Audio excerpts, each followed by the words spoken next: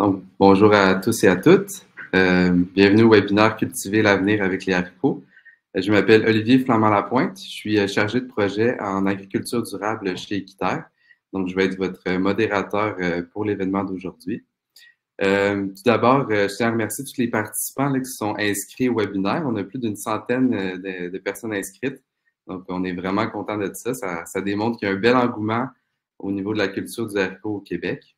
Puis j'en profite aussi pour remercier nos intervenants qui vont participer aux discussions plus tard dans l'événement. Je vais vous les présenter un peu plus tard. Puis je tiens aussi également à remercier le MAPAC qui finance le projet haricot dans lequel s'inscrit ce webinaire.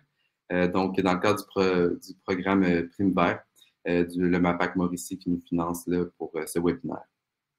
Donc, sans plus tarder, je vais vous présenter le programme pour aujourd'hui.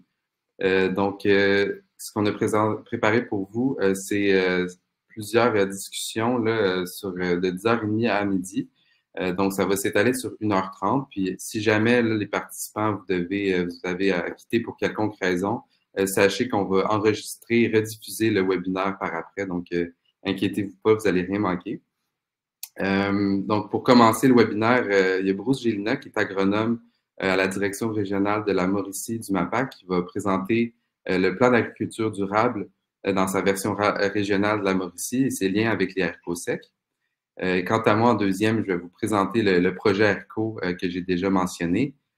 Ça sera suivi par une présentation de Claudia Cahouette, qui est agroéconomiste au CRAAC, qui va vous présenter le tout nouveau guide de production sur les haricots secs et plus spécifiquement les études de rentabilité qui ont été faites au sein de ce guide-là.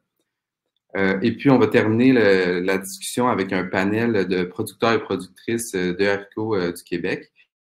Il y a Philippe Gras, Mélanie Brouillard et Sylvain Deschamps qui vont participer aux discussions, qui vont présenter leur ferme.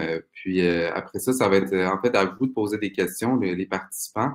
J'en profite pour mentionner que si vous avez des questions tout au long du webinaire, vous pouvez les poser directement là, dans l'onglet en bas à droite de votre écran qui est prévu pour ça. Puis nous, on va y répondre à la fin là, de l'événement. On va essayer de garder une bonne période de temps pour ça, pour favoriser les échanges. Puis vous allez aussi avoir l'occasion de vous-même monter sur scène pour poser vos questions directement aux intervenants.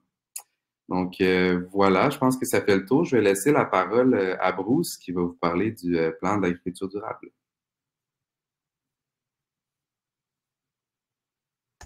Bonjour. J'ai appris ce matin qu'on pouvait monter sur scène dans un webinaire. Je vais partager mon écran. Puis, vous me direz si ça marche.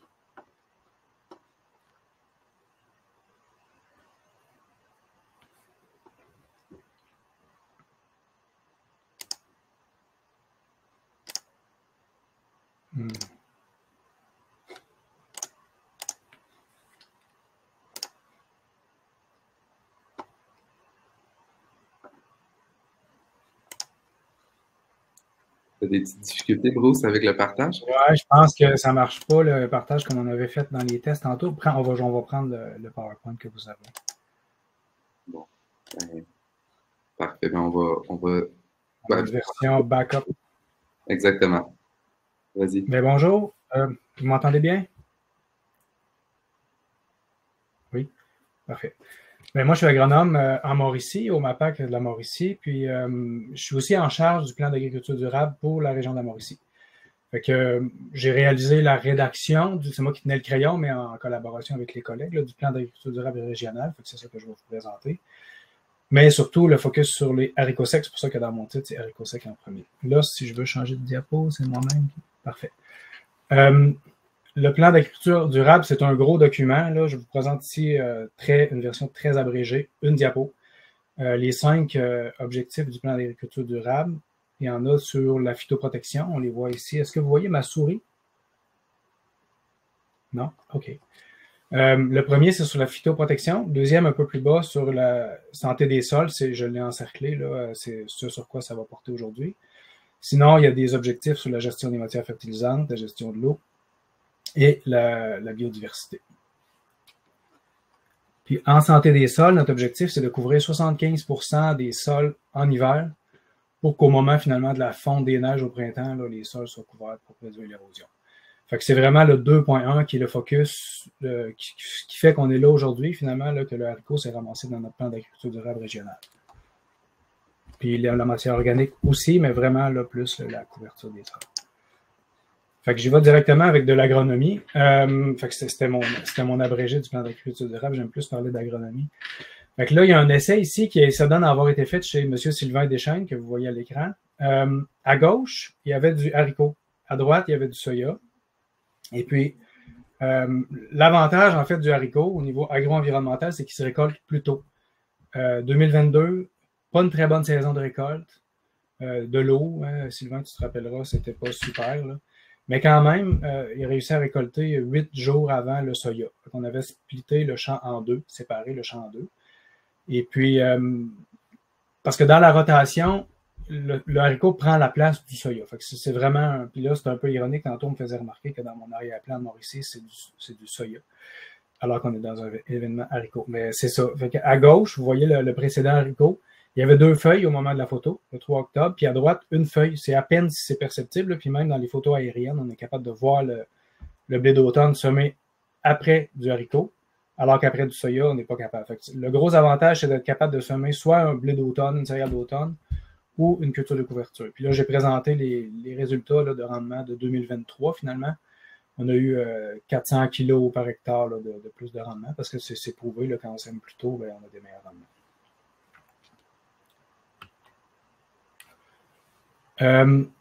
Par contre, le haricot, c'est une culture sensible. Tantôt, on va parler du guide culture de couverture. Là, la photo qui est là en fait partie, celle de gauche. C'est un haricot cranberry qui était cultivé après, sur un retour de prairie, finalement, là, une culture de prairie qui était là depuis plus de 10 ans. C'est un sol en santé qu'on peut considérer. J'avais une poignée de main, c'est moi qui ai pris la photo, j'avais une poignée de terre dans les mains. À droite, un sol avec des défis, mettons des dégoûtements, là, puis peut-être un petit peu de compaction. Puis encore là, c'était un essai où on comparait haricot et soya. Fait qu'on voit que la démarcation est assez claire là, dans le champ. C'est sûr que la propriété du sol, elle ne changeait pas là, de façon linéaire comme ça. Fait que ce qui fait que la différence était aussi grande entre les deux cultures, c'est vraiment la sensibilité du haricot. Ça, c'est l'été 2023. La sensibilité du haricot là, aux mauvaises conditions de sol. Un peu de compaction, un peu trop d'eau en 2023, c'est sûr. Mais le soya s'en est mieux tiré, là, on le voit très bien. Fait que c'est une culture qui est quand même sensible. Fait que ce qu'on voit avec ma diapo d'avant, le haricot, c'est une culture qui peut favoriser la santé des sols. C'est aussi une culture qui exige la santé des sols. Fait que dans les deux cas, ça vaut la peine de s'y attarder.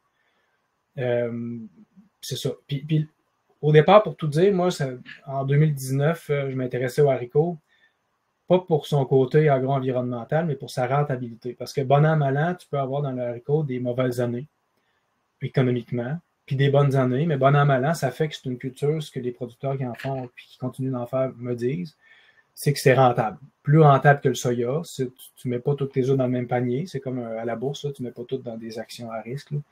Mais c'est un peu peut-être un parallèle qu'on peut faire. Puis c'est une culture qu'on trouvait intéressante.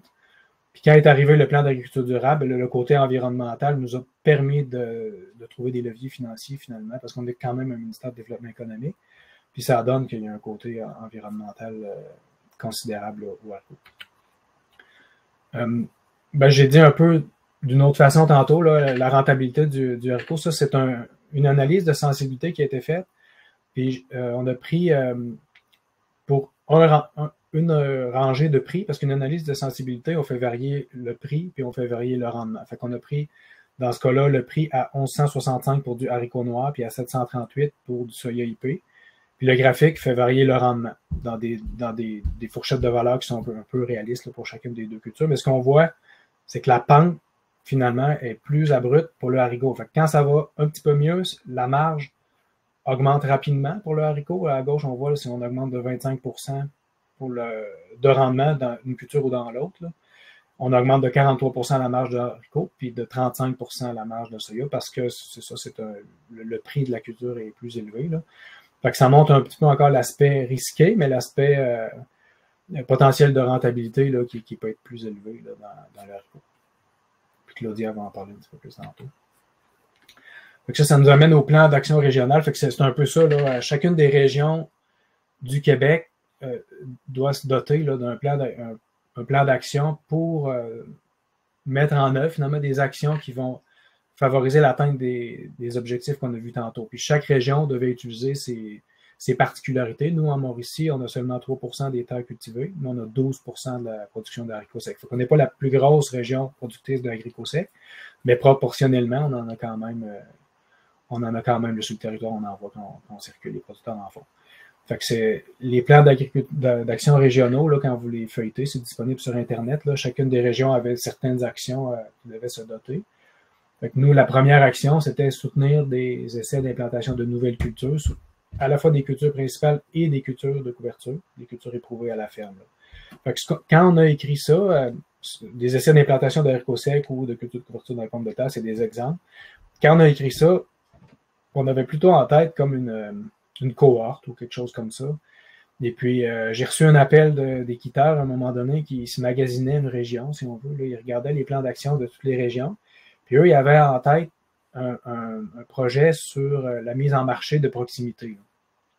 Et puis l'alimentation humaine, puis tout ça. Fait que moi, tout de suite, c'est sûr que le réflexe était de penser à notre action numéro 1, puis de fil en aiguille, là, ils ont pondu ce projet-là qu'on vous présente aujourd'hui.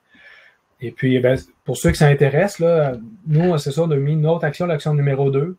S'il y a un autre organisme qui est là aujourd'hui qui veut se magasiner une région, là, on a mis dans notre plan d'action accroître les superficies en plante pérenne par des actions de mise en marché du fonds de commerce. La réflexion qu'on a eue, autant pour le haricot que pour le fonds de commerce, c'était si des fois les marchés peuvent créer des problèmes agro-environnementaux parce qu'on sait que les prix sont bons dans le maïs soya, fait que ça fait que les rotations sont plus simples, puis ça met de la pression pour faire moins de diversité, puis c'est comme ça. Mais si les marchés peuvent créer à la fois des problèmes, mais on peut s'en servir pour... Il y a des opportunités au niveau agro-environnemental, fait que le fonds de commerce, les haricots, ça en fait partie pour diversifier les rotations, puis améliorer les pratiques environnementales. Fait que c'est ça. Pour les producteurs agricoles, le projet que je vous ai présenté tantôt, là, ça avait été financé dans le volet d'essai à la ferme de Prime Vert, qui est encore en cours dans le nouveau Prime Vert. On va jusqu'à 5 hectares pour financer des essais là, de pratiques éprouvées. Ce n'est pas un programme pour subventionner des choses qui sont expérimentales, là, mais c'est vraiment, on appelle ça des essais d'implantation pour essayer des choses qu'on sait qui vont marcher. Ça fait un peu drôle, mais quand on l'adapte à la ferme, on se rend compte que finalement, il reste de l'ajustement à faire, là, puis une part de risque là, que le MAPAC appuie. Là. Fait que c'est ça. Ça demande des dispositifs avec répétition. Dans la première diapositive, tantôt je ne retournerai pas, là, mais il y avait un petit graphique, on voyait le rendement après haricot, puis après soya, puis c'était des boîtes à moustaches. Là, ça fait que le producteur avait pris plusieurs données à la fois après le haricot puis après le soya dans son blé pour voir si finalement il y avait une différence significative. Là. Ça ne demande pas nécessairement des dispositifs expérimentaux très complexes. Là. Et puis pour le producteur, c'est un montant forfaitaire qui est offert pour son temps. C'est un pourcentage là, de toutes les dépenses qui sont admissibles. Fait que je voulais en profiter pour vous parler de ce volet-là de Prime Vert. C'est tout ce que j'avais. Pour les questions, on attend à la fin, Olivier. Oui, exactement. Les participants qui ont des questions peuvent l'écrire dans l'onglet le prévu en bas à droite, puis on va y répondre à la fin. Voilà. Parfait. Merci Bruce, c'est super intéressant. Moi, je vais tout de suite embarquer sur le projet haricot, faire des liens un peu avec ce que Bruce vient de mentionner. Comme Bruce disait, c'est un projet qu'on a développé avec le MAPAC Mauricie et qui s'échelonne sur 2 ans. Donc, on a commencé l'année dernière à l'hiver. Puis ça va se terminer à la fin de l'année en 2024. Puis ça consiste à vraiment développer la filière des haricots secs. Donc nous, ce qu'on veut faire vraiment, c'est de développer la culture du haricot sec et également les cultures de couverture hivernale auprès des producteurs, tout en stimulant, en créant un approvisionnement local auprès d'institutions partenaires. Voilà. Et puis, la raison pour laquelle on fait ça, comme Bruce l'a mentionné, le haricot sec a vraiment des effets régénérateurs pour les sols. Donc, pour la santé des sols, c'est très positif. Également, les cultures de couverture hivernale là, qui viennent vraiment améliorer la santé des sols. Et puis, le fait de créer un marché local, ça aide à soutenir l'autonomie alimentaire et les circuits courts au Québec. Puis, pour les producteurs, ça a le mérite aussi d'augmenter les rendements des grandes cultures à moyen terme. Ça, je suis pas agronome, il y en a plusieurs ici, fait qu'ils vont peut-être pouvoir vous en parler un peu plus par la suite, notamment Claudia. Mais voilà, c'est un des avantages des légumineuses.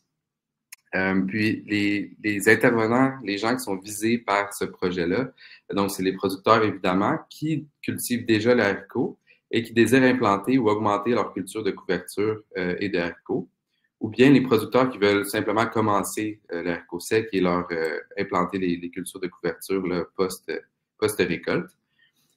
Pour ce qui est du volet institutionnel, ben, on vise notamment des hôpitaux, des CPA avec qui on travaille. Puis également tous les intermédiaires dans la chaîne d'approvisionnement, donc que ce soit les distributeurs, les transformateurs, les centres. Donc, tous ces gens-là sont visés par le projet.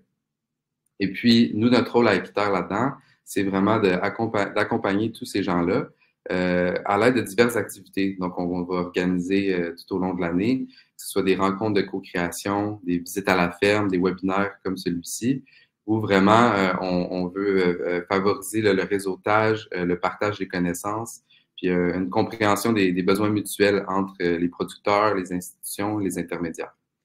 Puis on offre également, là, grâce au financement du MAPAC, un remboursement pour les semences de culture de couverture et quelques heures de service conseil pour les producteurs qui veulent se lancer dans le projet avec nous. Maintenant, je vais vous partager quelques résultats qu'on a eus l'année dernière. Donc, c'était pas moi la personne en charge de ce projet-là à l'époque. Donc, si jamais il y a des choses à ajouter, Bruce, qui est de la mémoire institutionnelle du projet, peut en rajouter. Mais vite fait comme ça, on a eu 5 producteurs qui se sont joints à nous l'année dernière. Donc, ils viennent tous de la Mauricie, centre du Québec. Et puis là-dessus, il y a 3 producteurs agricoles qui ont augmenté leur superficie de culture de couverture post-récolte de haricots. Donc, c'est des chiffres assez bas, vu qu'on était restreint, je dirais, pour la région de la Mauricie, centre du Québec. Mais comme vous allez voir, on a des nouveautés cette année là, qui vont ouvrir un peu plus le projet. Maintenant, à côté des intermédiaires, on a eu plusieurs discussions avec des différents intermédiaires. Puis on est encore ouvert à d'autres discussions pour cette année, voir qui est intéressé à nous joindre aussi dans le projet. Mais l'année dernière, c'est surtout Aribec là, qui s'est montré disponible pour acheter des différentes variétés de haricots, qui ont aussi participé à nos événements, notamment la visite à la ferme, les rencontres de co-création. Au sein des institutions participantes, on a 2 hôpitaux qui participent avec nous, donc le CHUM et le Centre hospitalier Sainte-Justine. Également 7 CPE là, dans la région de Montréal, aussi centre du Québec, qui se sont joints à nous, puis on continue à recruter pour cette année d'ouvrir là, des portes au niveau de la mise en marché. J'en profite, en fait, là, toutes les institutions que j'ai mentionnées font partie d'un autre projet chez Équiterre qui s'appelle le projet Commune Assiette, que ça fait déjà depuis 2020 là, qu'on l'a démarré. Et puis l'objectif, c'est de mobiliser l'ensemble des institutions québécoises pour offrir au sein de leurs services alimentaires plus d'aliments sains, locaux et éco-responsables. Donc, dans les dernières années, on a créé 2 communautés de pratique, une à Montréal, une en Montérégie. Et puis, c'est encore une fois, c'est un peu similaire au projet Haricot. Là. On essaie de créer un espace d'échange, de collaboration, puis d'accompagnement collectif pour ces institutions-là. Puis dans le cadre du projet Commune Assiette, il y a les institutions vont aussi visiter les producteurs pour mieux comprendre leur réalité. Puis ici, on a un bel exemple justement du CHUM et de Sainte-Justine qui sont venus visiter les producteurs avec nous l'été dernier. Donc, c'est vraiment un beau projet là, pour échanger puis apprendre de chacun. Maintenant, pour revenir aux activités qu'on a faites l'année dernière, comme je disais, on a eu une rencontre de co-création qui a permis de bien comprendre les besoins et de créer des liens entre les différents acteurs de la chaîne d'approvisionnement des haricots. Puis au mois d'août dernier, il y a eu une journée au champ. Donc, encore une fois, dans le même but, échanger, faire du réseautage, comprendre la réalité des producteurs. Ça s'est déroulé là, à la ferme Jérémy Yamachiche. Puis, au fil de ces activités-là, on a eu plusieurs apprentissages. Entre autres, qu'il y a une forte demande des institutions pour les légumineuses, les haricots secs au Québec. Puis en ce moment, ça surpasse l'offre des producteurs. Donc, il y a vraiment une belle opportunité de mise en marché pour les producteurs du Québec qui veulent se lancer là-dedans. Je crois que ça peut vraiment être bénéfique pour eux. Puis, encore une fois, c'est une belle espace de réseautage puis de diffusion de connaissances, ce type d'activité-là. Maintenant, pour conclure là, sur le projet Haricot, je vais vous parler un peu des défis et opportunités auxquels on a fait face dans la dernière année. Comme vous le savez, au niveau climatique, météorologique, ça a été plutôt difficile avec des pluies très abondantes en 2023. Donc, les récoltes ont été très difficiles au niveau du haricot. En tout cas, les échos que j'en ai eu, puis même pas juste dans l'haricot, en général dans le monde agricole. Puis aussi, il y avait moins de producteurs en Mauricie et au centre du Québec qu'on avait prévu chez ICTER. Donc, le recrutement était un peu plus difficile, plus ardu qu'on le croyait. Puis pour cette raison-là, on remercie le MAPAC et Mauricie, mais ils ont accepté d'ouvrir le recrutement à l'ensemble des producteurs et productrices du Québec. Donc ça, on pense que ça va vraiment bonifier le projet et amener du nouveau monde. C'est sûr que nous, on continue à octroyer le soutien financier que j'ai mentionné plus tôt concernant les semences en culture de couverture et aussi les services conseils. Bien sûr, vous avez le nouveau guide de production des haricots du CRAC qui va être présenté par Claudia tout de suite après. Puis, tout au long de l'année, on prévoit plusieurs activités, là, donc des visites au champ encore une fois, des webinaires, d'autres rencontres.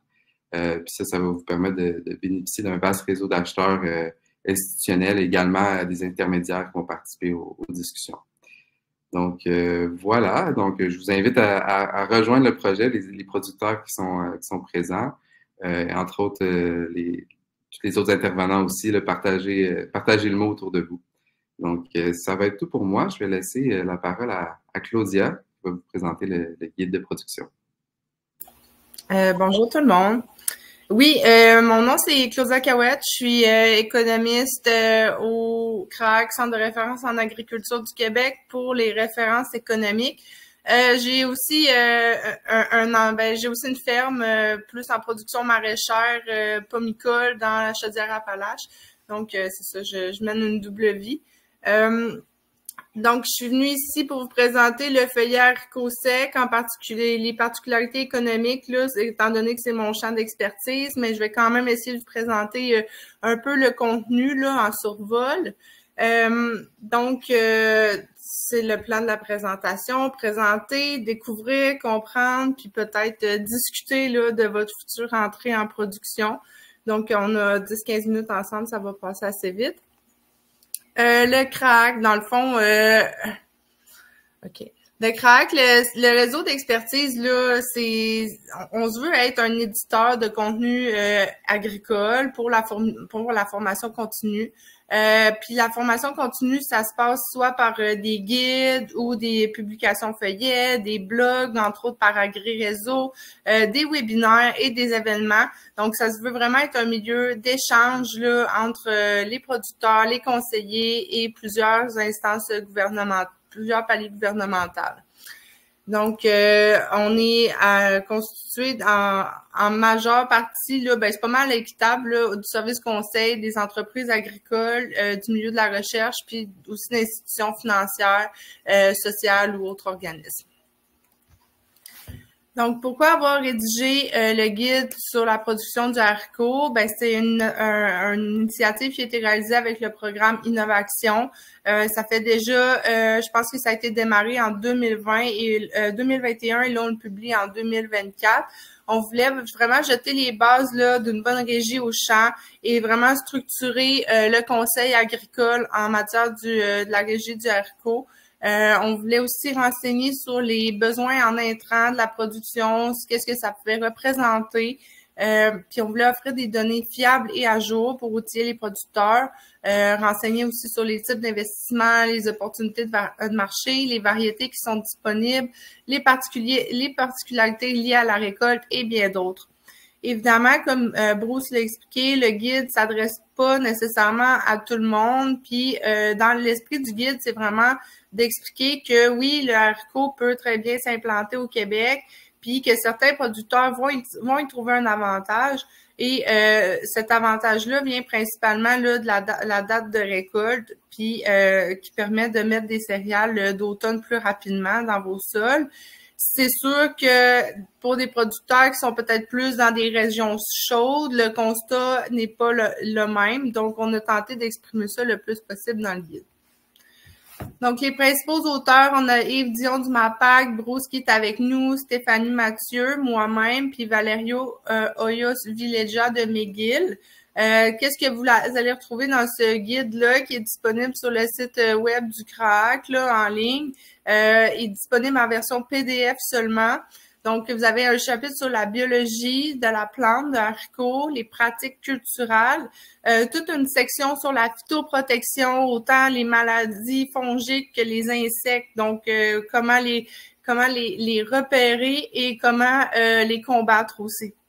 On a une section récolte et conditionnement qui est super. Puis dans le fond, c'est vraiment pour expliquer au moment de la récolte comment est-ce que ça se passe, ce beau moment crucial-là de la régie du haricot, comment conserver la qualité de son grain, etc. Et finalement, on finit avec la mise en marché puis des analyses économiques. Donc, c'est environ une centaine de pages. Là, je vous ai mis directement le lien. Sinon, si vous allez sur le site web du CRAAC avec votre compte, vous pouvez facilement y accéder. C'est vraiment un guide tout en illustration là, pour vraiment vous accompagner dans chacune de vos étapes de production. J'ai pas voulu mettre toutes les images. Je vous ai mis un espèce de petit teaser. Donc, vous avez ici en bas à gauche là, des images sur comment qualifier le grain, si on peut dire, du haricot par rapport à une échelle aussi. Pour le chapitre sur la phytoprotection, ici, j'ai mis pourriture sclérotique là, sur une gousse d'ail. Donc, les photos sont vraiment de très bonne qualité, puis vont vous permettre de mieux comprendre, puis de mieux cibler aussi dans vos champs si vous avez tel ou tel problème, puis de vous référer aux bons conseils aussi là pour arriver à combattre. Puis enfin, ben là, une photo de récolte parce que c'est toujours intéressant. Cette fois-ci avec une moissonneuse-batteuse conventionnelle. C'est évident, on aurait pu aussi battre ce haricot-là avec une batteuse spécialisée. Donc, je vous laisse découvrir le guide. Je tombe un peu plus dans la section économie ici. Le haricot, c'est une culture, oui, avec un bon potentiel économique pour vos rotations. Là, j'ai mis ici les marges qui sont tirées des budgets des références économiques. Et c'est sûr que les budgets des références économiques, utilisent tous les mêmes coûts d'utilisation de la machinerie, sont basés sur des groupes de travail et ça forme une espèce de consensus aussi dans le secteur. Par contre, c'est une photo d'un moment précis, donc avec des prix d'intrants précis et des prix de marché précis. Donc là, ici, les budgets ils ont tous été faits pour l'année 2023. 2022, les grandes cultures conventionnelles qui ont été mis à jour. Donc, c'est sûr que là, les budgets sont un peu teintés par des prix de marché super hauts pour le maïs grain, entre autres, des coûts de machinerie qui ont augmenté aussi étant donné le coût d'investissement requis, les taux d'intérêt avaient augmenté, l'essence a augmenté aussi, mais on n'était pas encore nécessairement avec les prix de fertilisants super élevés là, au moment de la mise à jour des feuillets. Donc, l'objectif, là, c'est vraiment de vous familiariser avec la marge qu'on peut s'attendre, puis est-ce que ça vaut la peine d'intégrer le haricot dans votre rotation? Comme Bruce le dit, ça remplace le soya. Mais ici, c'est sûr que versus un soya conventionnel, un haricot de spécialité comme cranberry va faire une meilleure marge. Par contre, un haricot peut-être petit, là, plus simple à produire, n'est pas aussi avantagé par son prix, malgré un coût de production quand même assez élevé. Donc là, c'est sûr que ça vient peut-être plus difficile de rentabiliser à la même hauteur que le soya, surtout si on fait du soya IP à identité préservée, là, qui a vraiment une bonne valeur ajoutée aussi. Par contre, un producteur de petits haricots là, va éventuellement migrer vers la production du cranberry et là, va pouvoir atteindre des meilleures marges. Je vais en parler un peu plus tard. Donc, les avantages du haricot, c'est récoltative avec la possibilité d'implanter la céréale d'automne. Puis, oui, je suis prête à dire que la marge est concurrentielle avec celle du soya. Le haricot, c'est un produit destiné au marché des exportations. Olivier le dit, la demande au Québec n'est pas comblée non plus par les producteurs. Malgré tout, l'économie en place vise l'exportation. Je pense que le Canada, on est dans les top 5 des plus grands exportateurs de haricots. Les chiffres sont dans le feuillet, mais je les ai pas appris par cœur. C'est vraiment un aliment fort dans l'alimentation de plusieurs régions dans le monde, surtout en Amérique. Là, c'est surtout pour l'Amérique centrale. Dans le graphique, l'Amérique centrale a été compilée dans l'Amérique. Mais il y a vraiment aussi l'Europe là qui en consomme beaucoup, beaucoup. Et ce qui est intéressant avec les marchés en Europe, c'est qu'ils veulent des produits peut-être à valeur plus ajoutée. Là. Ils sont peut-être prêts à payer un prix un peu plus élevé pour des produits de qualité. Donc, la demande qui n'arrive pas encore à saturation. Un produit qui a une longue durée de conservation aussi, donc qui est pas périssable, là, donc il n'y a pas vraiment de perte à ce niveau-là. S'il y a de la perte, c'est plus au niveau de la qualité et du bris au moment de la récolte. Est-ce que la culture est pour moi? Bon, c'est sûr que le prix du haricot sec est supérieur au soya. Par contre, c'est vraiment les prix se suivent, là. C'est vraiment influencé par les mêmes facteurs de marché. Donc, la fluctuation de prix est similaire d'une année à l'autre entre le soya et l'haricot. Quand on ramène ça avec les coûts de production, les marges sont similaires, vont toujours se suivre également dans le temps. Donc, votre choix de produire du haricot sec ou du soya, ça doit vraiment se baser sur vos performances d'entreprise plutôt que sur les effets de marché. En parlant de performance d'entreprise, tantôt Bruce te présentait des analyses de sensibilité. Moi, j'en présente également elle qui est dans le guide. Donc, pour se situer dans sa performance d'entreprise, je vous encourage à aller chercher vos chiffres et à calculer vos propres marges et en fonction de vos rendements potentiels. C'est sûr que si vous avez un rendement potentiel super élevé avec le soya pour une certaine terre ou en général sur votre entreprise, et que là, aller vers du haricot vous ne nous amène pas des rendements super élevés, c'est évident que vous allez avoir un risque plus élevé à faire votre transition versus quelqu'un qui stagne un peu avec ses rendements de soya et qui croit qu'il y a le potentiel d'aller chercher des rendements plus élevés dans le haricot. Et là, dans ce temps-là, la balance va être complètement l'inverse. Donc, il faut vraiment vous comparer dans vos performances d'entreprise pour décider si vous faites la transition d'un modèle à l'autre. Rien n'empêche nécessairement aussi de faire une année sur deux. Je me souviens que Aribec reportait des producteurs qui sont là une année, l'autre année on ne les voit pas, etc. Par contre, c'est sûr que pour avoir des bons contrats, ça nécessite un peu de constance aussi là, auprès au niveau de l'approvisionnement. Donc, l'haricot, c'est une culture de spécialité.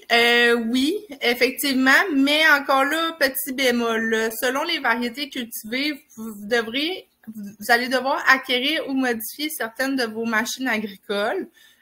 Donc, tantôt, je montrais les marges là au niveau du petit haricot qui réfère plus au haricot noir, pinto, rond, etc. et du cranberry. C'est sûr, la marge est plus intéressante avec le cranberry. Par contre, ça vient avec un peu plus d'investissement de la part de votre entreprise que le haricot petit rond. Au niveau du travail du sol, ça va. C'est similaire entre toutes les grandes cultures. Puis, dans le fond, c'est vraiment vos outils que vous avez déjà. Au niveau du semoir, c'est la même chose. Semoir à céréales, donc équipement super conventionnel. Pour la protection des cultures, ben encore là, pulvérisateur, porter ou traîner, sarcloir lourd, vous avez déjà ça dans vos entreprises. C'est rendu au moment de la récolte que ça se complique un peu plus, puis que c'est là que ça va nécessiter un peu plus d'investissement de votre part. Dans le fond, le petit haricot se récolte très bien avec une batteuse à soya, légèrement modifiée ou pas du tout. Alors que le haricot cranberry, de par sa forme, nécessite d'être soulevé, donc doit avoir des couteaux sur terrain. On doit aussi endainer là pour apporter la récolte au milieu du rang. Et la batteuse doit être axiale modifiée absolument ou d'acquérir une batteuse spécialisée pour le haricot sec. Pour les gens qui sont intéressés à en apprendre plus, c'est sûr que dans le chapitre sur la récolte, tout est super bien imagé dans le guide. On a été prendre des photos chez un producteur qui avait modifié sa batteuse. Donc, vous pouvez avoir des indications sur qu'est-ce que ça prend.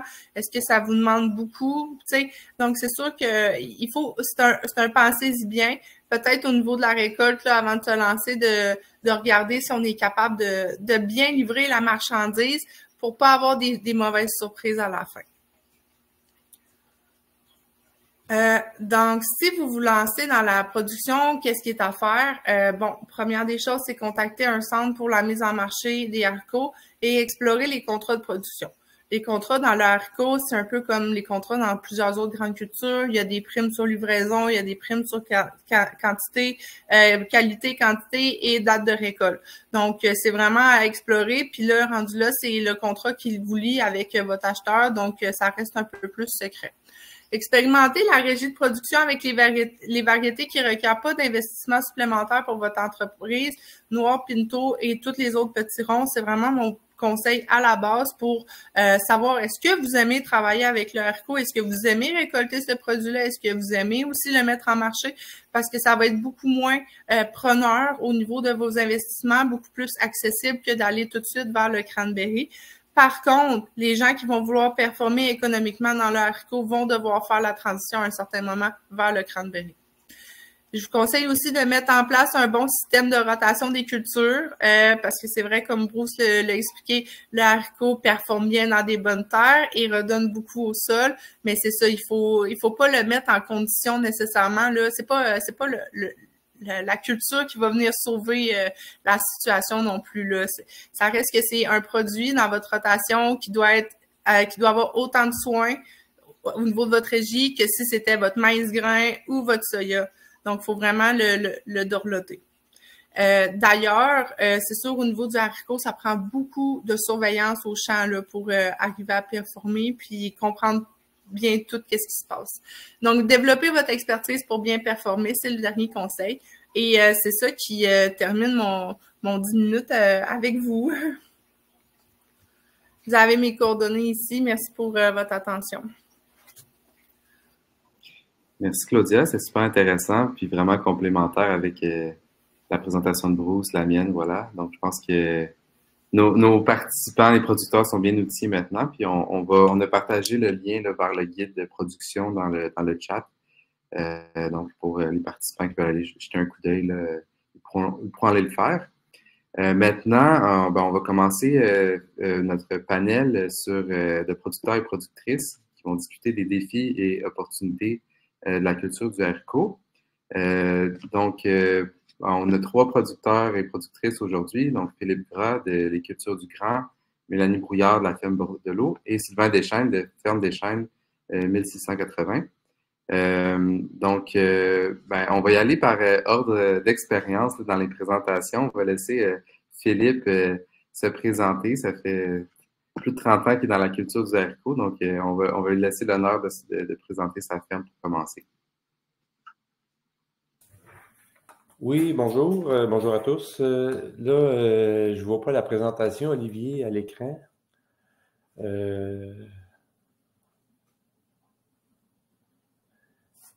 OK, bon. Donc, nous, c'est une ferme de grande culture certifiée biologique. Là, depuis, en fait, on va être certifié biologique complètement les 242 hectares à partir de 2024. Là seulement, vous avez en moyenne à peu près 56 hectares de maïs, 34 hectares de soya sur seigle roulé, 42 hectares de soya en technique, je dirais, à peu près conventionnelle, 28 hectares d'haricots secs, 60 hectares d'avoine de pois et 25 hectares de luzerne à partir de cette année, la luzerne. Donc, nous, la présentation que je fais, c'est une technique qu'on applique au soya depuis 2 ans, qu'on veut intégrer à la production de haricots secs parce que les observations qu'on a faites depuis 2 ans, en fait, permettent de voir que le haricot, on pense qu'il peut très bien se comporter dans cette technique-là, la technique de scalpage qu'on utilise depuis 2 ans. En fait, la présentation que je fais, vous allez voir des champs plus la production de soya, mais avec un peu d'imagination, ça va faire l'objet d'une autre présentation, en fait, que ça va être du haricot qui va pousser à cette technique-là. Donc, on voit le tracteur, il est attelé avec un sarcleur 5000, un écart modifié, qui se trouve à enlever le billon qu'on a fait en sarclant le maïs l'année précédente, en fait. Il y a quelques photos qui montrent un peu il n'y a pas tellement de modifications, à part d'avoir juste tassé les unités vis-à-vis le rang, alors qu'un sarcleur, normalement, ça passe dans l'entre-rang. Donc, vous voyez un peu qu'est-ce que ça fait quand on fait le scalpage des billons. Des billons, quand on sarcle le dernier coup de sarcleur dans notre maïs, qui est cultivé en bio, on fait un billon à peu près de 7 pouces environ. C'est ce billon-là qu'on vient couper en deux avec les disques du sarcleur et on tasse le billon avec ce qui nous sert normalement à faire un billon. Il nous sert à défaire le billon. C'est les ailettes qu'on voit là, qui sont sur le sarcleur. Ça donne ça à peu près, là, autrement dit, la zone qu'on libère, c'est la zone où il y avait les racines, où que le maïs a poussé l'année précédente. Là, on voit la photo, ça a été fait le 23 mai 23, dans un champ qui est en maïs qu'on va semer en soya. Donc, je vais revenir d'une photo pour vous montrer. Vous voyez qu'il y a beaucoup de buttes faites par les racines de maïs et des mottes de terre, en fait, qui sont un peu dures. Ce qu'on s'est aperçu quand on semait comme ça, on avait de la misère avec le planteur d'avoir une régularité de semis. Donc, on a décidé de rouler avec un rouleau style Brion avant le semis. Ça donne ça comme présentation avant le semis. Là, le semis un coup fait, mais on voit le soya qui pousse dans la même zone que le maïs poussait l'année précédente dans ce champ-là. Donc, au niveau du sarclage, ça a très bien été. On a un sarcleur Handbuck. Dans un champ, ça a bien été. Dans un autre champ, il a fallu enlever 2 pattes pour pas que ça bourre dans les résidus d'haricots qu'il y avait dans les entre-rangs. Ça a somme toute assez bien été. On a réussi à avoir des champs propres, malgré quelques repousses de mauvaises herbes. En fait, ça a pris 2 coups de sarcleur. Pour sarcler, on a pris des doigts cresse, comme vous voyez sur la photo à droite. Puis en fait, ça a été le dernier coup, ça a été avec des doigts sarcleurs. On voit le sarcleur lourd a été passé le 4 juillet, puis les doigts sarcleurs ont été passés le 6 juillet. Avant ça, il y avait eu un autre coup de doigt sarcleur, puis un autre coup de sarcleur Handbuck. En fait, on a eu 3 passages dans ce champ-là pour contrôler les mauvaises herbes. Les résidus laissés au sol, on le voit un peu qu'est-ce qui reste à l'automne de la culture. Il reste quand même un peu de résidus. Pour le soya, ça a super bien été pour la récolte. Pour le haricot, il va falloir billonner un peu plus les plants que ça pour être capable de le récolter avec ce que Claudia parlait, avec un couteau haricot qui passe un couteau qui passe dans la terre pour couper les plants de haricots. Ceux qui font du haricot depuis quelques années connaissent ces systèmes-là. Sinon, ça donnait ça là, durant la saison, le canopé, le 21 août en 2023, ça donnait ça. On voit quelques plants de sétaire qui ont passé au travers. Puis, il y avait quelques plants de chou-gras, d'herbe à grasse qui avec on a fait l'achat d'un nouveau sarcleur avec des caméras qu'on pense régler une partie de ce problème-là avec cette technique-là, un sarcleur twin avec des caméras. Donc, on va être un peu plus précis au niveau du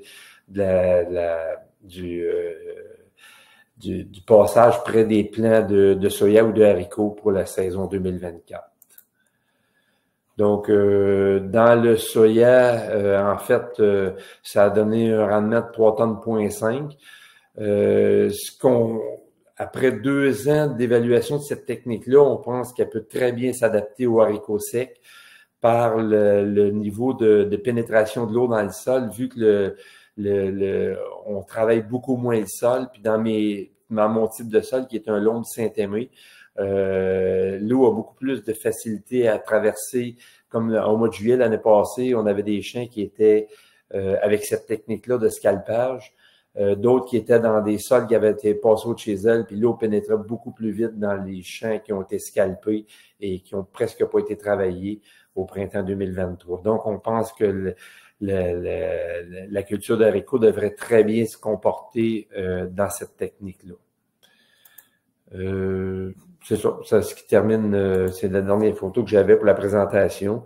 On pense aussi qu'au niveau que le haricot pousse dans des anciennes racines de maïs, vu que le haricot, c'est une plante qui est, je dirais, très paresseuse pour pousser, dès que tu lui donnes plus de facilité à pousser au travers des racines des cultures précédentes, on pense que ça peut être une bonne technique pour le haricot sec. Donc, il est déjà prévu qu'on fasse avec Équiterre un web binaire à l'automne pour tous nos résultats de culture d'haricots pour 2024. Donc, c'est ce qui met fin à ma présentation. Oui, merci Philippe.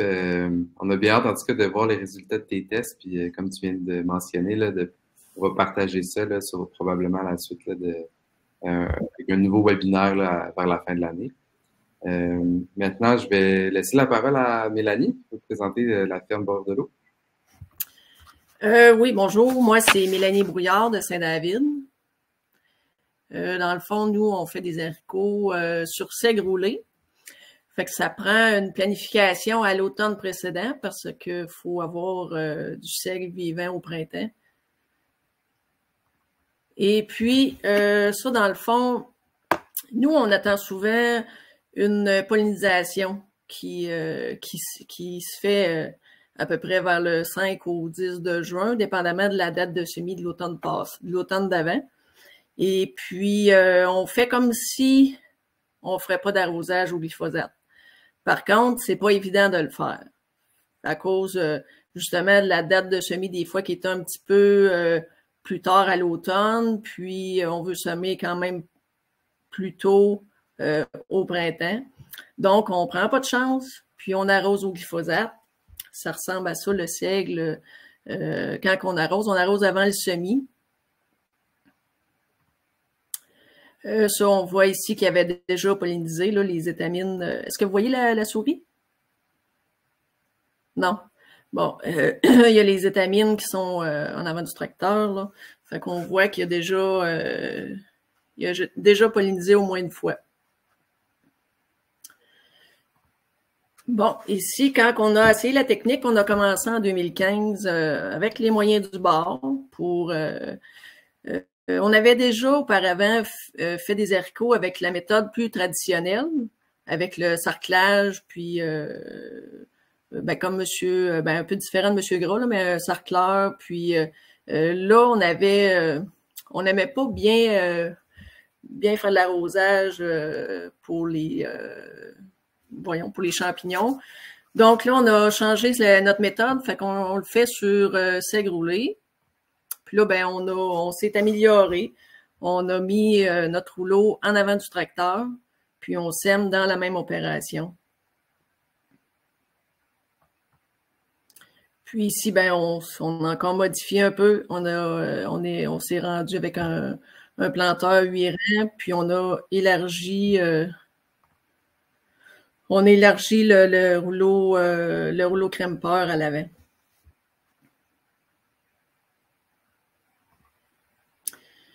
C'est toujours la machine.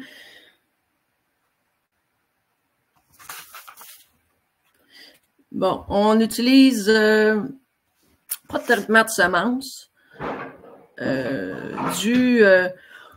On sème quand même, c'est semé quand même quand les chaleurs sont arrivées. Puis moi, je prétends qu'on n'a pas vraiment besoin de traitement de semences parce que là, les insectes du sol, ils commencent à faire chaud puis ils sont descendus. Là, ils sont plus très nocifs à la semence d'haricots. On fait un arrosage quand l'haricot est jeune. pour des antigraminées, puis pour les feuilles larges en début de saison.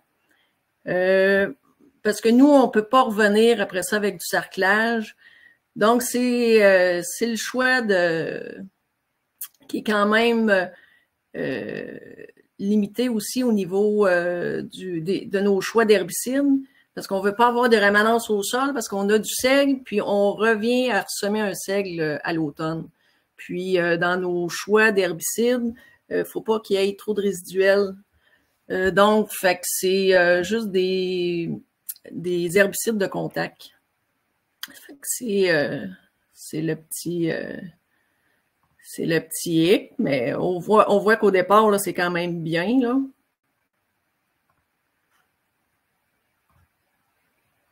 Puis là, ben, plus ça va, ben, plus la saison avance, ben, la pâle se fait décomposer.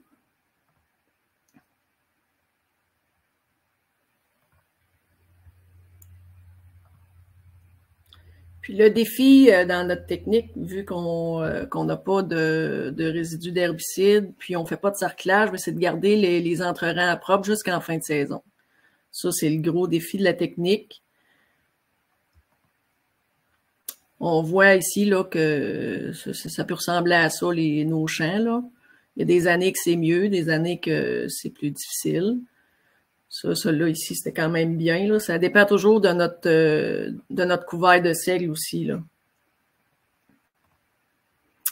Bon, quand on a commencé, on a utilisé une batteuse conventionnelle qui avait été...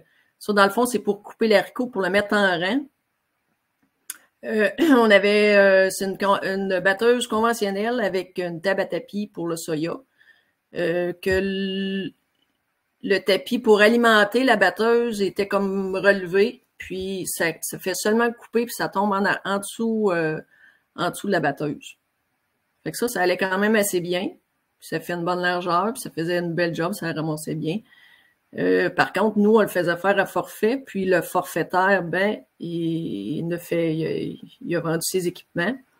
Donc là, nous, présentement, on le fait avec une antenne standard, là. Et puis, nous, on est avec la méthode, la récolte plus traditionnelle, là, avec une batteuse, une bob.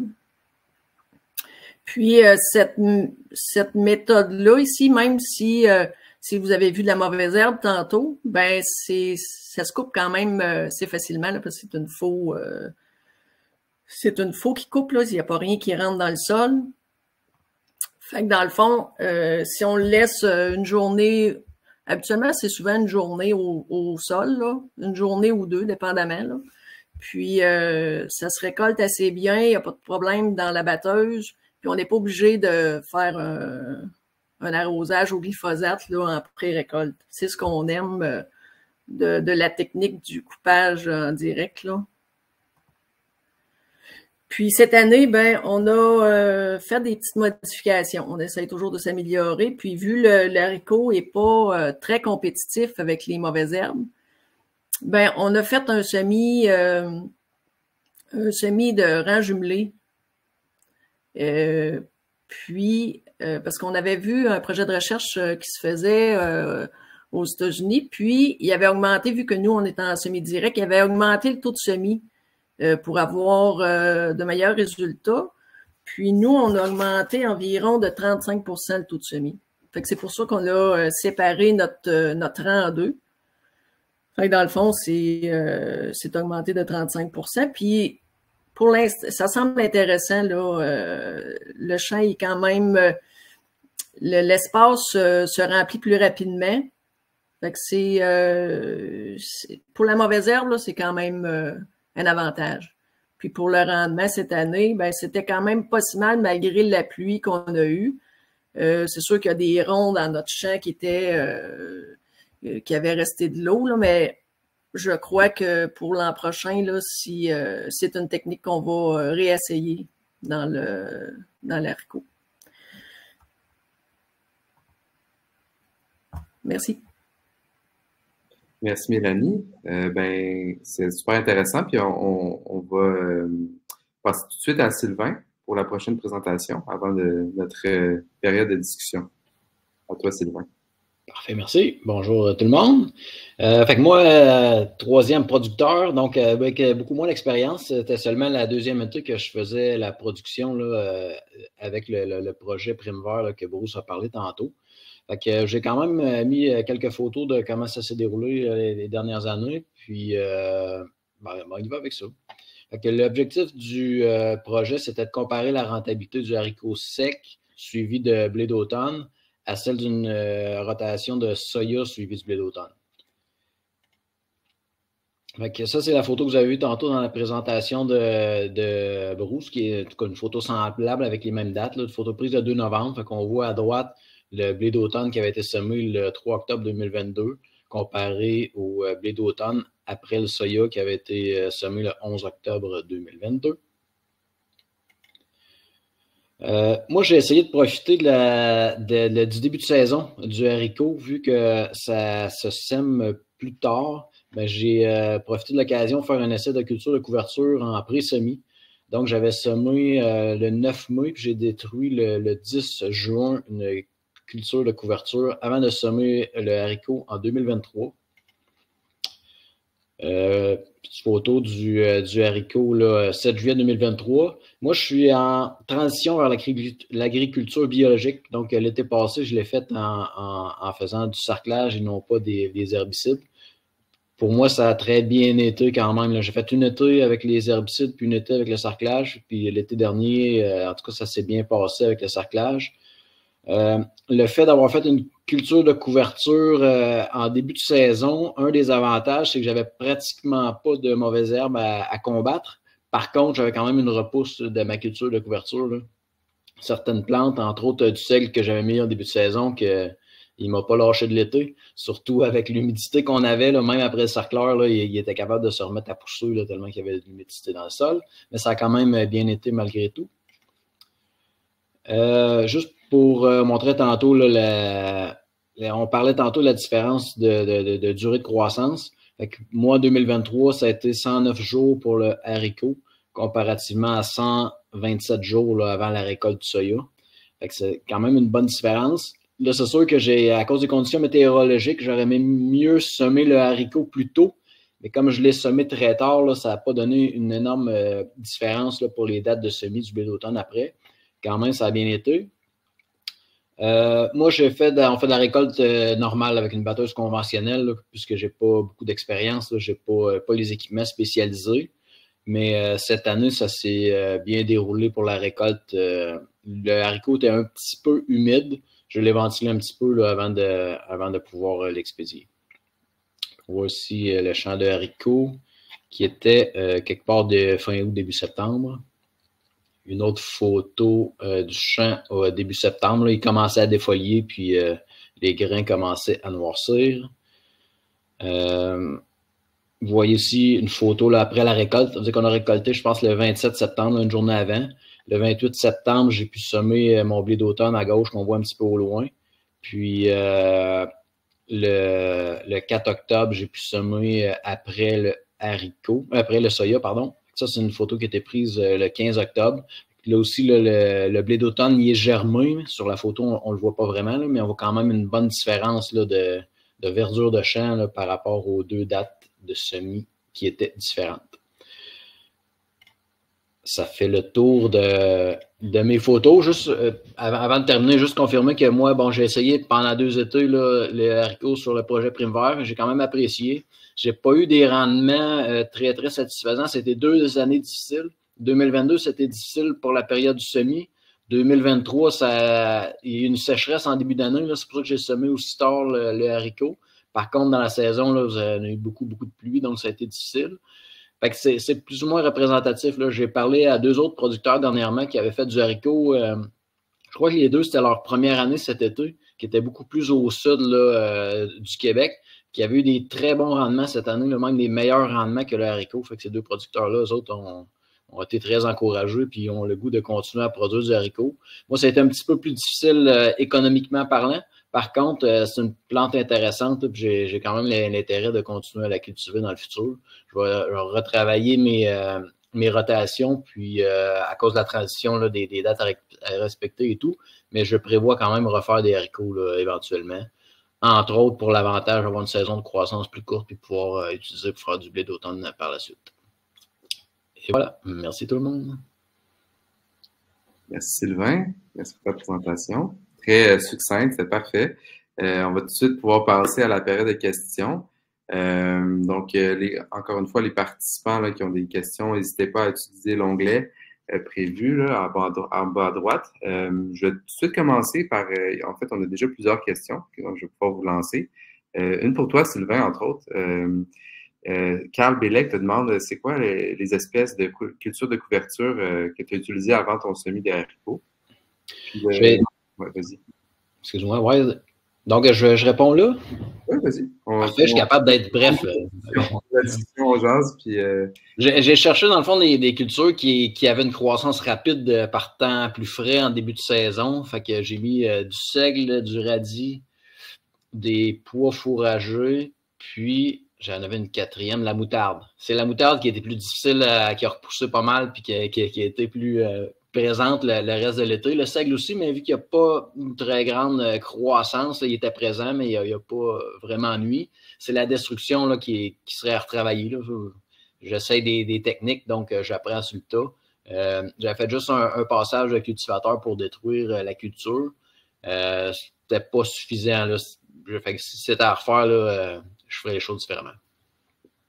Est-ce que, justement, Carl, il demande de spécifier c'est quoi le mode de destruction de la culture de couverture? Ça, c'était un seul passage de cultivateur. OK. Super. Ben, il y a une autre question de Carl Bellec. Je crois que ça s'adresse plus à Mélanie. C'est savoir comment tu as semé ton seigle au semoir ou à la volée. C'est quoi ton taux de semis? Je pense que tu l'as mentionné. Là. Non, c'est au semoir avec des disques, là. Puis le taux de semis, c'est 200 kg à l'hectare. Mais je sème pas trop, ça dépend toujours de la date de semis, là. Peut-être que je sèmerais plus tôt, je pourrais baisser mon taux de semis, mais moi, c'est 200 kg à l'hectare que je sème. Ben, on a une autre question qui vient juste de rentrer de Frédéric Audet. Puis ça s'adresse à vous trois, là, donc vous pourrez répondre un à la suite là, si vous voulez. Savoir c'est quoi vos problématiques là, de maladie. Et si vous avez des problèmes de maladie, c'est quoi les stratégies que vous avez choisies là, pour y remédier? Ça a été quoi les impacts au final? Donc, je ne sais pas si Mélanie, tu avais la parole, tu veux continuer là-dessus? Ah oui. Ben dans le fond, moi, les maladies, justement, avec ma méthode, j'en ai beaucoup moins, là. Parce que le champignon se développe beaucoup moins, parce que la pluie qui tombe au sol, ben, elle tombe sur un paillis de seigle. Fait que c'est sûr, c'est beaucoup moins problématique là, pour les maladies. C'est pas mal ça. Philippe, est-ce que tu... Ben, en fait, depuis qu'on le fait, depuis 3 ans qu'on en fait en bio, puis 2022, on a eu une très belle récolte dans la même méthode que Sylvain prenait, c'est-à-dire la méthode plutôt traditionnelle. Les rendements étaient de 2 tonnes à l'hectare dans la crème beurrée. On était très satisfait de ce rendement-là. Puis il n'y avait pas beaucoup de maladies, donc on n'a pas eu à traiter là, en 21, en 22, puis en 23. Il y a tellement plu ici que la récolte, on n'a pas eu besoin de la traiter. C'était tellement détruit par la pluie là, qu'on n'a fait aucun traitement. Merci. Sylvain? Moi, 2023, j'ai pas eu de problématique. Tout petit peu de sclérotinia. Puis là, Bruce va pouvoir m'aider s'il y a des choses parce qu'il a vu mes champs, mais 2023, ça a très bien été. J'ai pas de problématique ni de travail à faire pour ces maladies-là. 2022, ça va être un peu plus difficile au semis. J'ai semé dans des conditions plutôt humides, là. Donc là, il y a une maladie qui s'appelle jaunisse fusarienne, si je ne me trompe pas, Bruce. C'était une souche de Pythium, si je me souviens bien. On avait envoyé un échantillon diagnostic là, au laboratoire de diagnostic du MAPAC. Là. Ça a retardé la germination, dans le fond, là, qui fait que j'ai pas eu un bon rendement en 2022, mais c'est pas la... on peut pas juste mettre la faute sur la maladie là, qui a nuit au rendement. J'ai une question de Frédéric Audette, encore, qui demande si vous utilisez le Contance, donc un biofongicide, dans vos comme traitement. Moi, non, on ne l'utilise pas chez nous encore. OK. Bon, ben, ça répond à la question. Ça a le mérite d'être clair. Maintenant, ben, c'est ça, une question de Claudia qui demande ça fait combien de temps que vous cultivez le haricot chacun? Philippe, ça fait 35 ans, si je ne me trompe pas, c'est bien ça?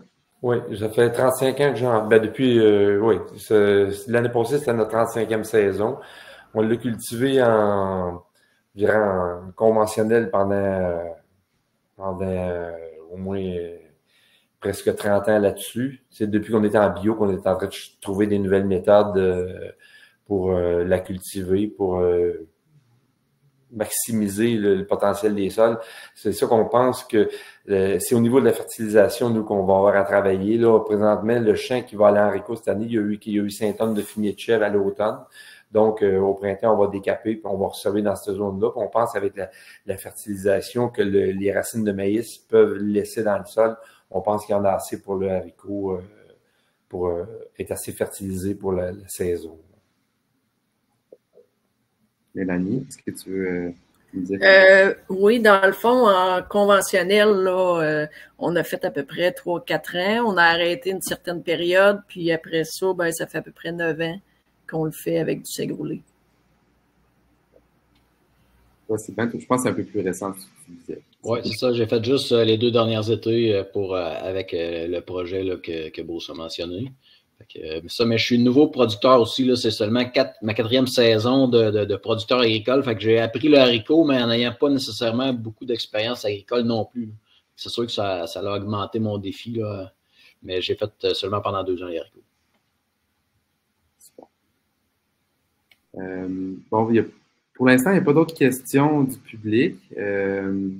Non, en fait, c'est faux. Il y a une nouvelle question qui vient de rentrer. Carl Bellec qui demande l'application d'engrais azoté dans le haricot ou pas? Voilà. Je ne sais pas un de vous qui veut répondre. En fait, moi, toutes les années que je l'ai fait en production conventionnelle, on se limitait.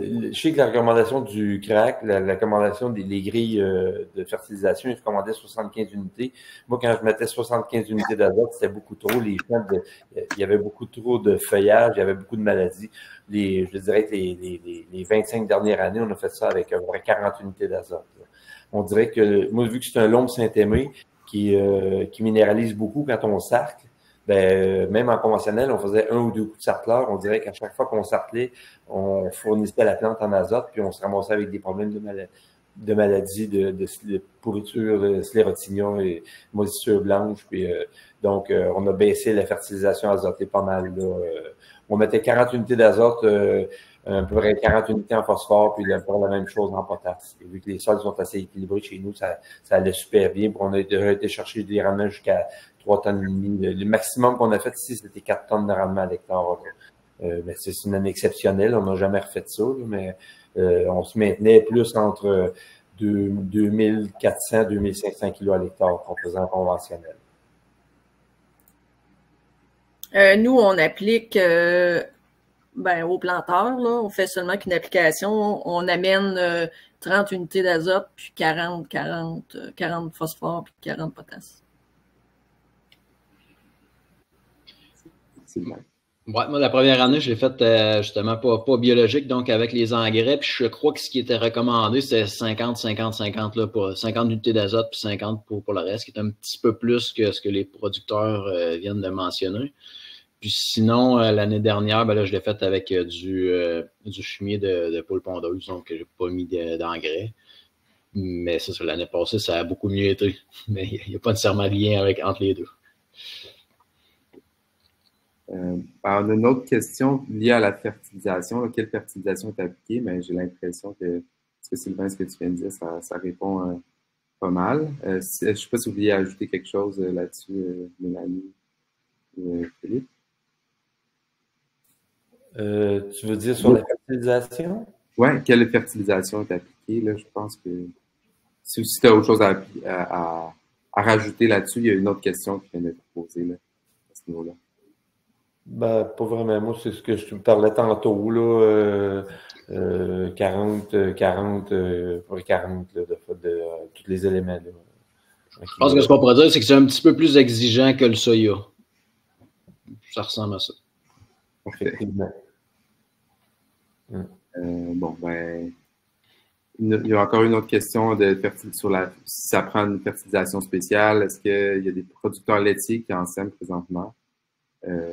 Des haricots, j'imagine. Est-ce que vous êtes au courant? S'il y a des producteurs laitiers qui sèment... Mélanie. C'est vrai.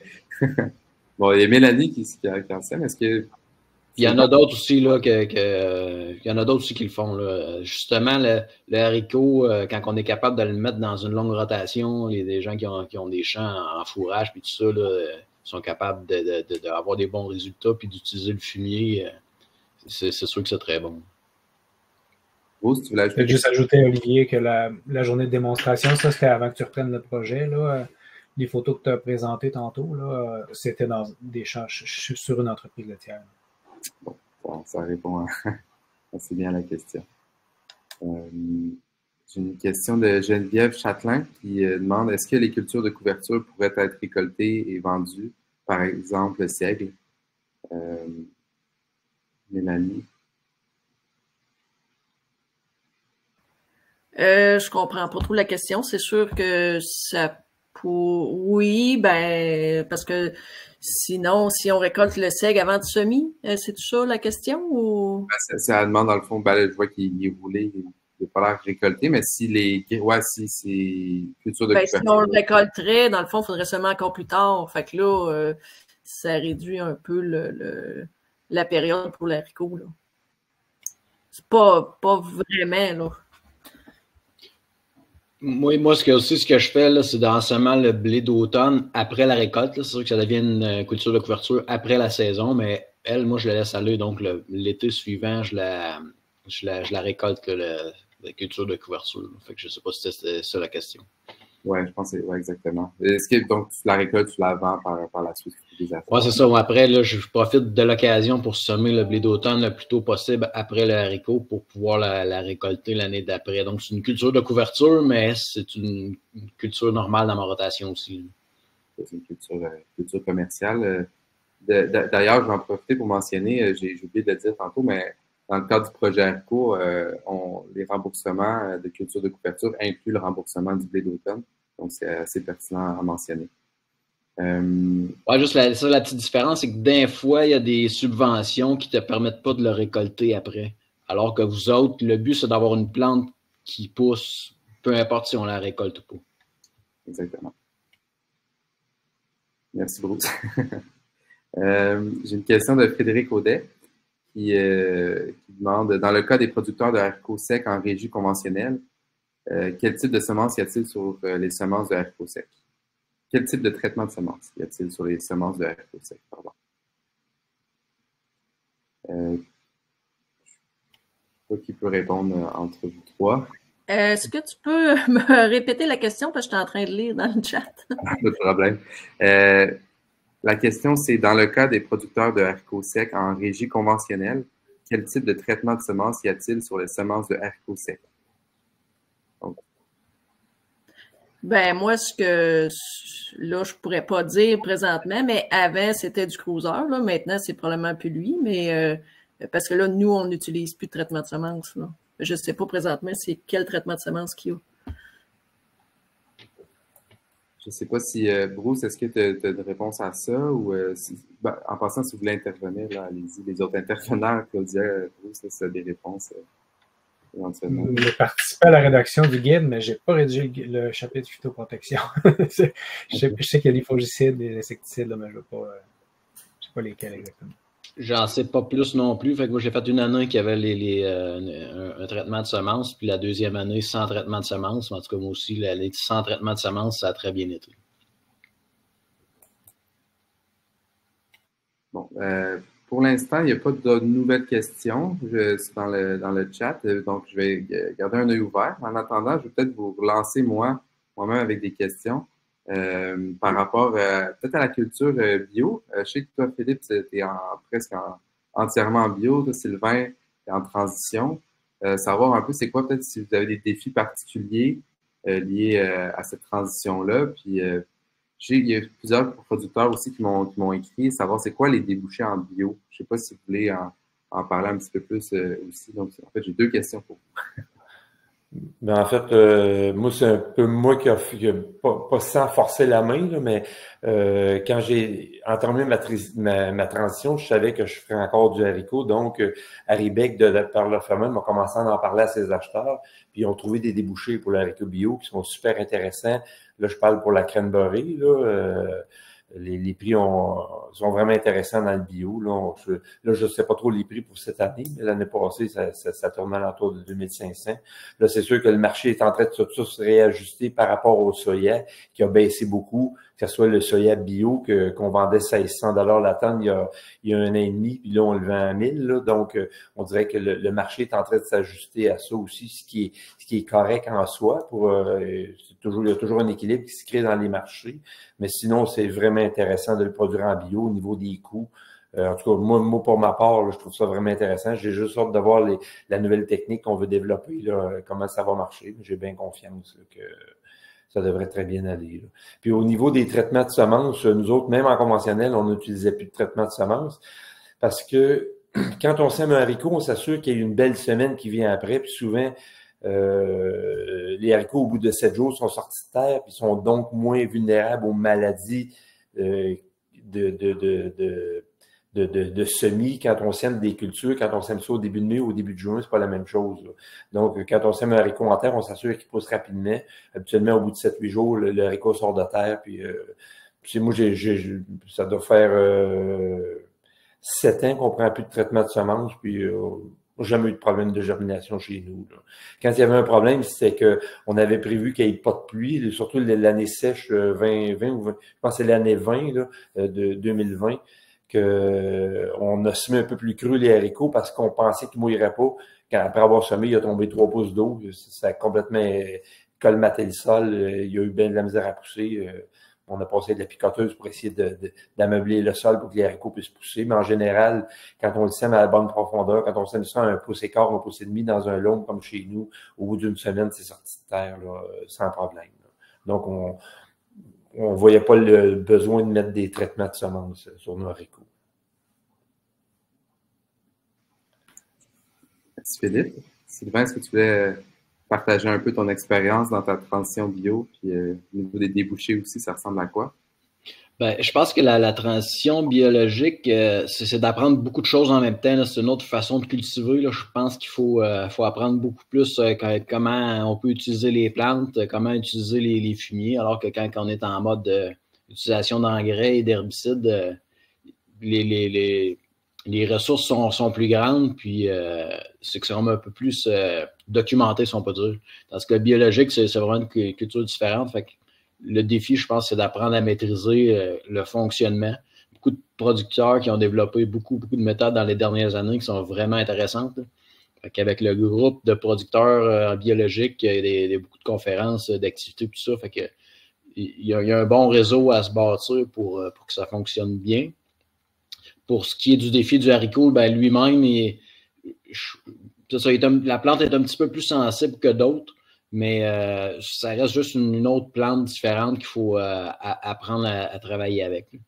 Ça n'a pas été nécessairement un problème majeur. Puis là, c'est sûr que pour le biologique, c'est l'apprentissage des équipements aussi, là, la méthode de travailler réellement, là, le passage au champ, quand faire le désherbage mécanique. Fait que c'est ça, moi, j'ai fait juste une été à date, ça a bien été, là, donc je vais juste continuer à espérer que ça marche comme ça, mais présentement, il y a vraiment beaucoup d'informations, là, même des anciens webinaires, des vidéos, il y a plein de choses disponibles, donc c'est plus facile d'apprendre que juste essai-erreur, comme ça aurait pu l'être il y a quelques années. Bien, merci beaucoup. J'ai une autre question pour Claudia. C'est de Caroline Boutin qui demande, qui mentionne que le guide de production ARCOSEC semble très bien. Il demande si tu crois qu'il va y avoir une version éditée, version papier dans les prochains mois, pardon.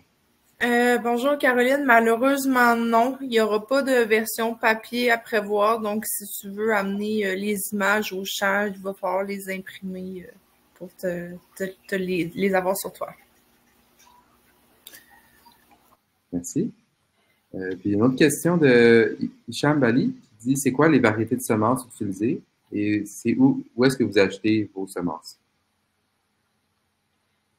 Je peux parler pour ma part. Dans le fond, ça a été du haricot noir, là, comme Claudia avait mentionné tantôt, là, que c'est plus pertinent de commencer avec une variété un petit peu plus simple à cultiver. Fait que moi, j'ai cultivé l'haricot noir. Philippe, tantôt, a parlé de Haribec, là, qui est une compagnie au Québec, dans le fond. Fait que j'ai acheté la semence de la compagnie avec qui j'ai fait affaire pour l'achat de la récolte. Mélanie? Nous, c'est de la cranberry. Puis, c'est ça, notre semence est achetée à celui qui nous rachète notre récolte. Là. Dans le fond, c'est Haribec. Même chose pour moi. Les contrats et la semence viennent les contrats de production viennent avec Haribec, avec la semence là, qui vient de chez Haribec aussi. La semence produite aux États-Unis.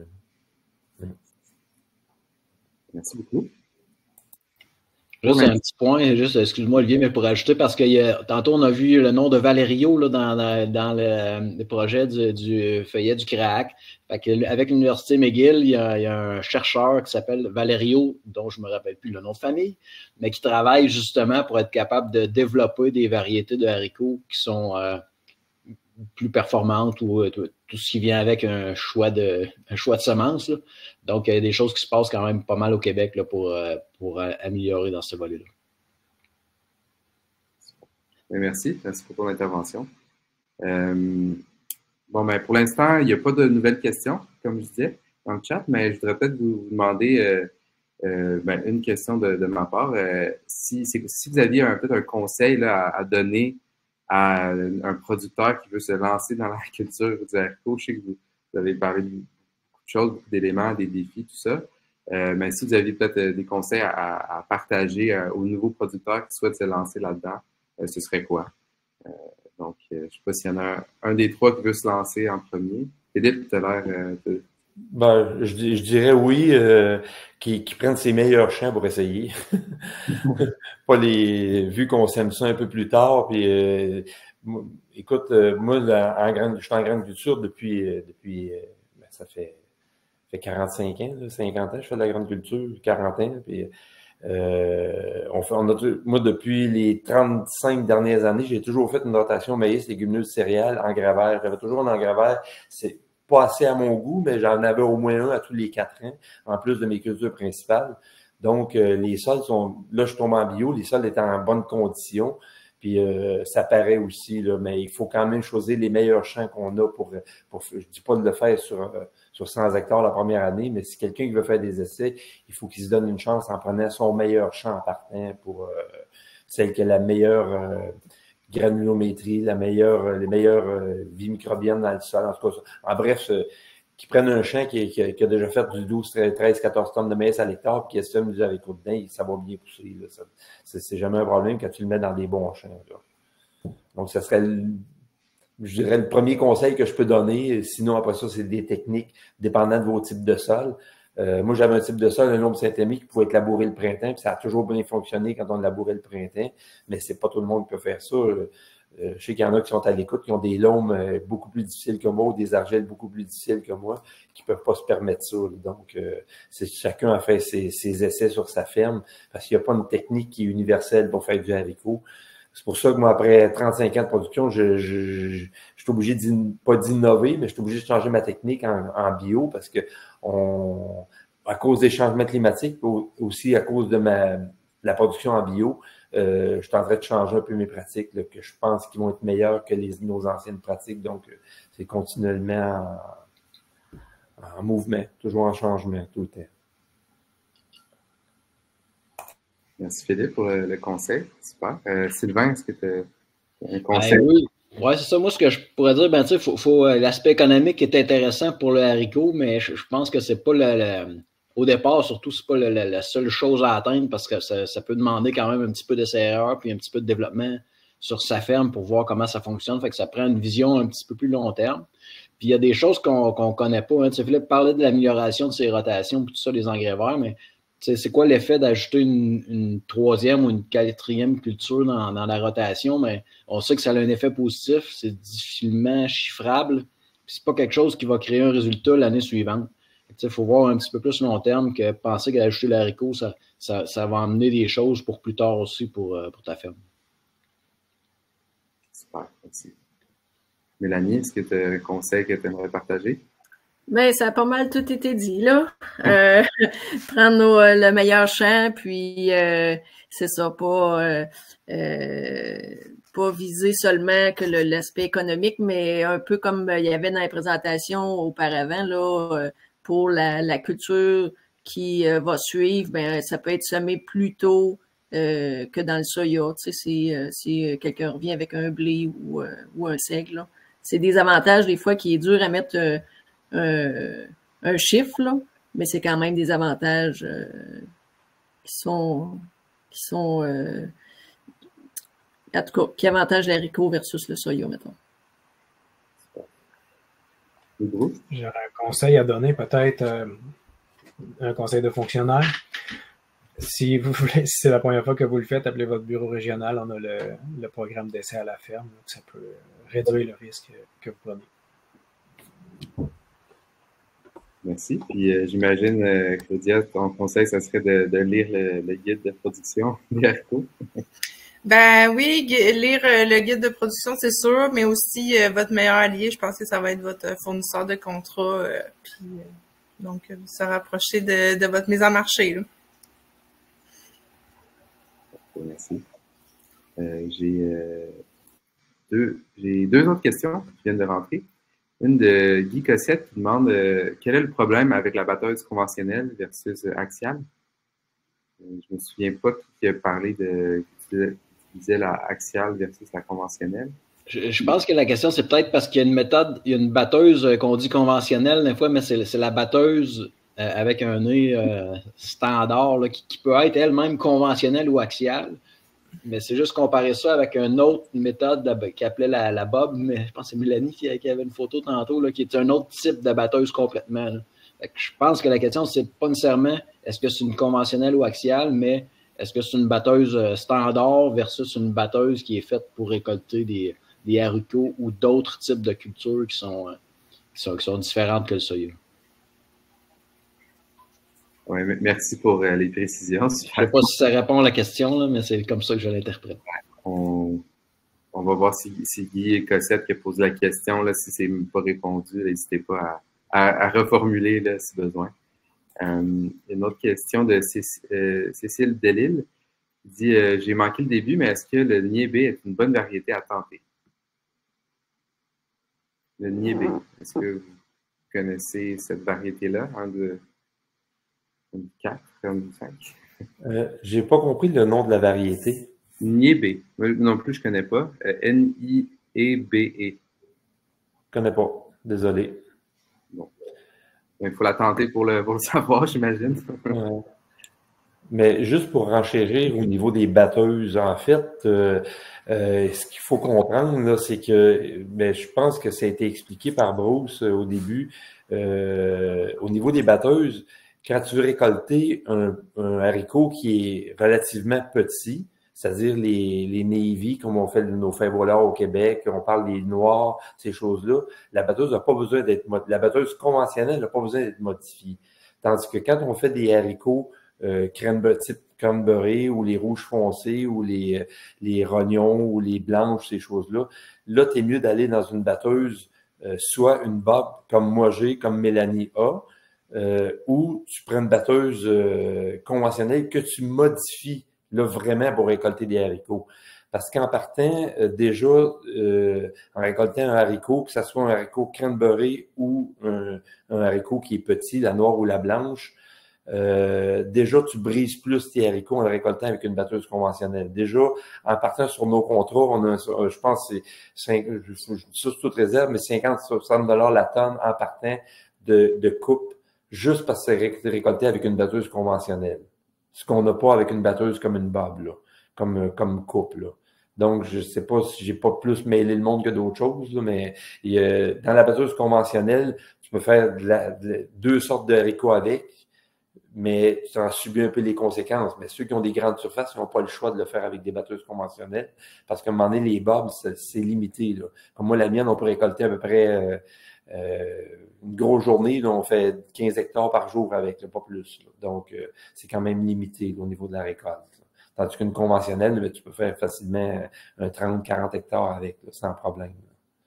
C'est juste ça que je voulais apporter comme précision. S'il y en a qui ont des questions là-dessus, ils pourront être plus clairs sur les questions, là, mais c'est ça en fait. Là.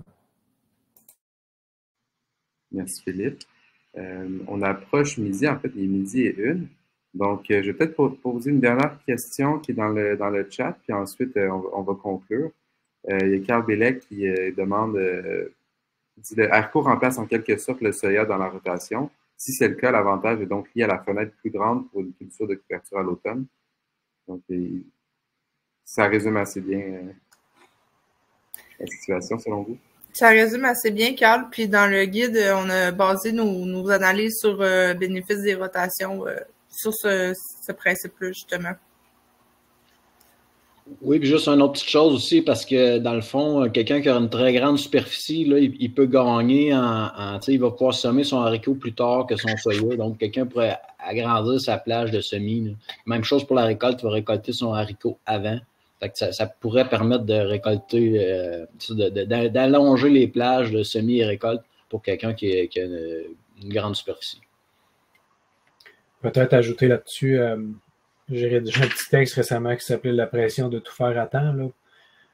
Faire le lien entre la pointe de travail au printemps puis à l'automne, puis la compaction, parce que si tu dois faire beaucoup de choses en même temps, tu vas grossir ton équipement, puis il ne veut pas, à un moment donné, le poids amène la compaction. Fait que c'est sûr de répartir le travail en plusieurs périodes te permet peut-être de limiter la grosseur des équipements. Au niveau santé des sols, c'est un plus. Merci Bruce. Il y a Stéphanie Roy qui a mentionné Navy haricot blanc. Je ne sais pas si c'est en rapport avec le niébé, si c'est un autre nom, une autre appellation, c'est possible. Oui, c'est ça. Donc, oui, en effet. Donc, le niébé, ça serait le Navy haricot blanc. Donc, la question plutôt là, de savoir si le niébé, c'est une bonne variété à tenter. Donc, est-ce que le Navy haricot blanc est une bonne variété à tenter, selon vous? Moi, selon ce que je vois, le niébé, c'est pas la même espèce que le haricot sec. Le guide haricot sec, tu as juste une espèce là, de haricot sec. Même la Duki ne fait pas l'objet du guide haricot sec là, en tant que tel. Là. Fait que cette espèce-là, elle n'est pas touchée dans le guide. OK. Bon.